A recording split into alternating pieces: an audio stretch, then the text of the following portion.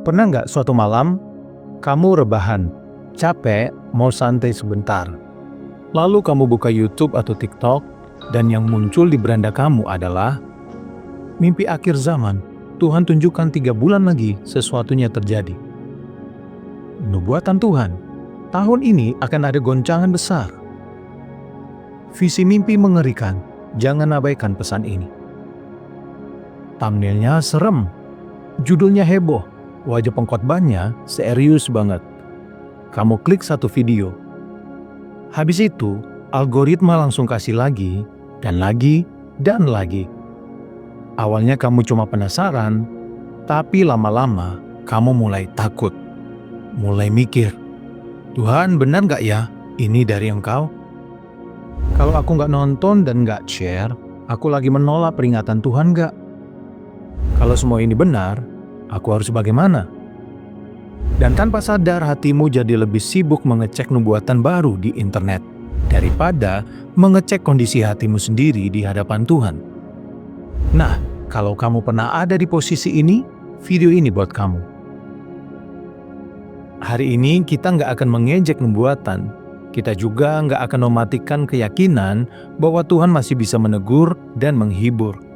Tapi kita mau jujur, di zaman klik, share, dan algoritma, banyak yang mengatasnamakan mimpi dan nubuatan. Padahal yang terjadi lebih mirip clickbait rohani daripada suara Tuhan. Oleh karena itu sobat, di video ini kita akan lihat kenapa konten mimpi dan nubuatan akhir zaman begitu laris. Kedua, bongkar 3 alarm berbahaya tentang nubuatan viral yang harus kamu waspadai. Dan yang ketiga, belajar cara menimbang nubuatan dengan firman dan dengan hidup gereja, supaya kamu nggak gampang takut tapi juga nggak bebal. Nah, di bagian akhir aku akan ajak kamu detoks kecil-kecilan dari konten rohani yang lebih banyak melahirkan paranoid daripada pertobatan.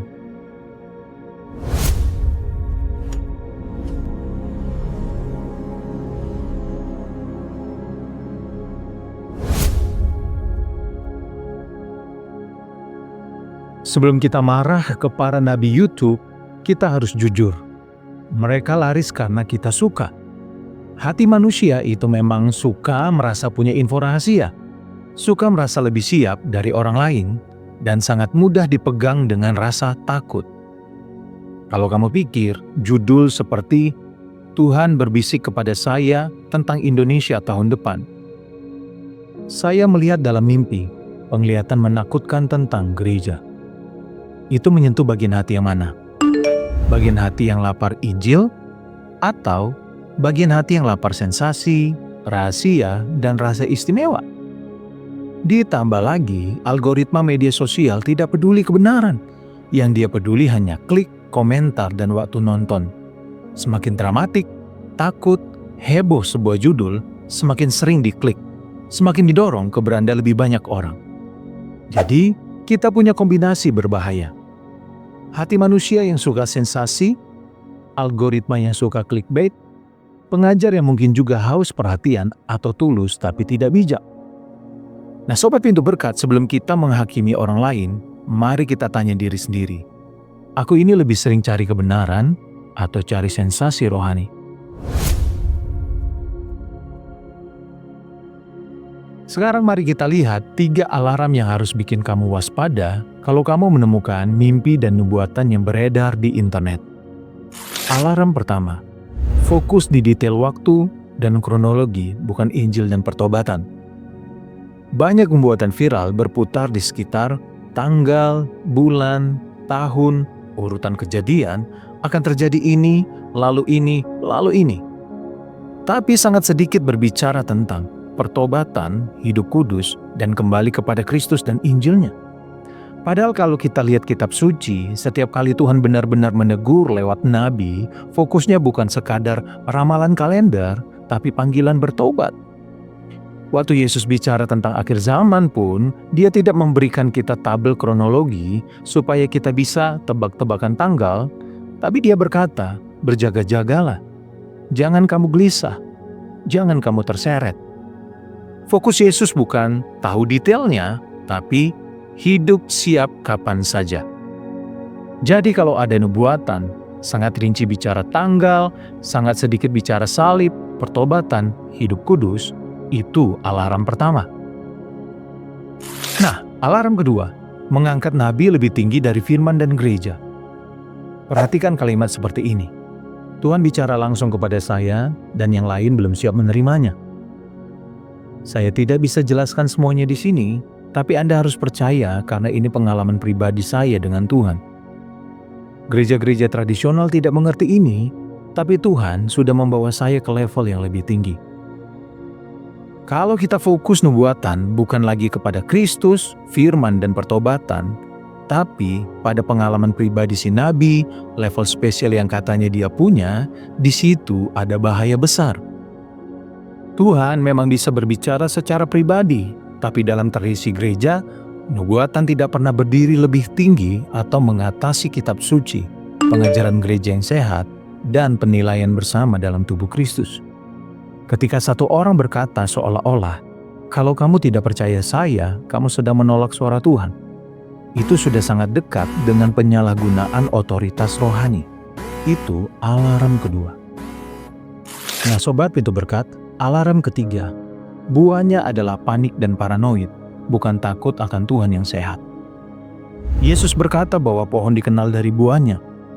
Kalau setelah kamu maraton menonton video mimpi dan nubuatan, kamu tidak makin mengasihi Tuhan, tidak makin terdorong untuk bertobat dan mengampuni, tidak makin lapar akan firman dan doa, tapi justru makin susah tidur, makin curiga sama semua orang, makin takut masa depan, makin sinis terhadap gereja, maka besar kemungkinan kamu sedang diseret oleh roh ketakutan, bukan dibangun oleh Roh Kudus. Roh Kudus memang menegur dosa, tapi sekaligus menarik kita dekat kepada Kristus. Tegurannya menimbulkan air mata pertobatan, bukan kecemasan tanpa arah. Kalau buahnya dominan paranoid, itu alarm ketiga.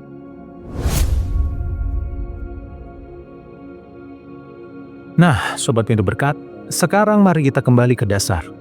Alkitab tidak berkata, jangan pernah ada nubuatan, tapi juga tidak berkata, telan saja semua nubuatan. Yang firman ajarkan adalah, jangan anggap rendah nubuat-nubuat. Ujilah segala sesuatu dan peganglah yang baik. Nah, silakan kamu membaca 1 Tesalonika 5 ayat 20-21. Jangan percaya semua roh, tapi ujilah roh-roh itu, apakah mereka berasal dari Allah. Itu tertulis di dalam 1 Yohanes 4 ayat 1. Jadi sikap kita seharusnya bukan pokoknya semua nubuatan palsu, atau pokoknya semua yang berkata, Tuhan berkata harus aku terima. Sikap yang benar adalah rendah hati tapi tegas, terbuka tapi menguji. Gereja yang sehat sepanjang sejarah percaya bahwa Tuhan tetap memelihara umatnya, percaya Roh Kudus tetap bekerja, tapi juga tahu bahwa musuh suka menyamar sebagai malaikat terang. Karena itu dalam gereja, nubuatan tidak boleh berdiri sendiri di YouTube tanpa koreksi dan pemeriksaan. Nubuatan harus ditimbang, pertama dengan firman, apakah selaras dengan Injil dan ajaran para rasul. Kedua, dengan hidup gereja. Apakah diakui, diperiksa, dan disaring bersama, bukan hanya oleh diri sendiri. Dan yang ketiga, dengan buah hidup. Apakah membangun kasih, kerendahan hati, kesetiaan, atau justru membangun fanbase dan ketakutan. Kalau kita memutus diri dari firman, gereja, dan hikmat rohani yang matang, kita menjadi mangsa empuk bagi nubuatan-nubuatan palsu dan mimpi-mimpi liar. Sekarang kita turunkan hal-hal yang sangat praktis. Kalau kamu merasa selama ini terlalu banyak konsumsi konten mimpi dan nubuatan yang membuat kamu gelisah, kamu sudah terdorong share hal-hal yang kamu sendiri belum yakin kebenarannya. Apa yang bisa kamu lakukan? Pertama, periksa menu rohani di HP-mu. Coba lihat, subscription, video yang sering kamu tonton, channel yang sering muncul di beranda. Tanya dengan jujur, dari channel-channel ini, mana yang benar-benar menolong aku mengasihi Kristus dan hidup makin kudus? Dan mana yang lebih banyak memproduksi ketakutan, gosip, dan spekulasi? Beranilah untuk unsubscribe dan minimal mute channel-channel yang kamu rasa lebih banyak menguras iman daripada membangun. Langkah kedua, ganti dengan firman dan pengajaran yang stabil. Alih-alih maraton video ramalan rohani, coba lebih sering baca kitab suci, dengar pengajaran yang jelas akar Injilnya, dan kalau bisa, ikut pengajaran dari gereja atau sumber yang terpercaya.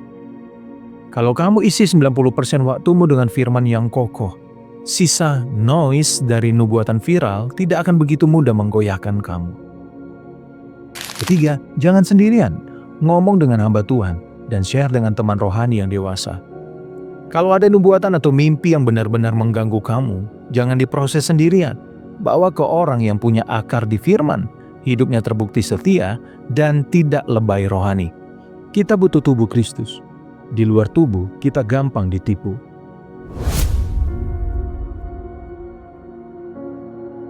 Sekarang, aku mau ajak kamu berhenti sebentar dan jujur di hadapan Tuhan. Coba tanya kepada dirimu sendiri. Pertama, aku ini lebih haus apa? Haus akan kebenaran yang mungkin menyakitkan, atau haus akan cerita rohani yang seru dan menegangkan? Kedua, setelah nonton berpuluh-puluh video nubuatan, apakah aku lebih rajin bertobat, lebih mengasihi musuh-musuhku, lebih rindu berdoa dan membaca firman? Atau justru lebih takut, lebih curiga, lebih sibuk memantau tanda-tanda di luar daripada memeriksa hatimu di dalam? Ketiga, kalau semua nubuatan viral itu ternyata salah, apakah imanku runtuh? Atau aku tetap berdiri karena dasarku adalah Kristus dan firman-Nya, bukan mimpi dan penglihatan manusia? Nah, Sobat Pintu Berkat, mari kita berdoa bersama. Tuhan Yesus Kristus, Engkaulah firman Allah yang hidup. Engkau Tuhan atas sejarah. Engkau yang akan datang kembali menghakimi yang hidup dan yang mati. Ampuni kami kalau seringkali kami lebih tertarik mengejar nubuatan yang viral daripada mengejar hatimu sendiri. Beri kami hati yang bijak, yang tidak gampang panik, tapi juga tidak bebal. Ajari kami untuk menimbang setiap suara dengan firman-Mu, dengan hikmat gerejamu, dan dengan buah pertobatan yang nyata. Bersihkan timeline dan hati kami dari clickbait rohani yang membuat kami takut tanpa arah. Penuhi kami dengan Roh-Mu yang kudus, yang menuntun kami kepada kebenaran dan mengarahkan mata kami kepada Engkau saja, ya Kristus Tuhan. Dalam nama Tuhan Yesus, kami berdoa. Amin. Nah, Sobat Pintu Berkat, kalau video ini menegur kamu, jangan berhenti di sana saja. Di beberapa hari ke depan, kita akan bahas juga tentang tanda-tanda akhir zaman, bagaimana kita bisa waspada tanpa paranoid, dan juga tentang kenapa kita butuh pijakan yang kokoh di atas Alkitab yang dapat dipercaya, supaya kita nggak gampang digoyang oleh setiap mimpi dan buatan yang lewat di beranda kita. Jadi kalau kamu belum subscribe, silakan subscribe, nyalakan loncengnya, dan share video ini ke teman-teman yang kamu tahu sedang dibingungkan oleh begitu banyak suara nubuatan di internet. Sampai jumpa di video berikutnya. Tuhan Yesus menyertai kamu. Dibebaskan oleh firman, dikuatkan oleh kebenaran.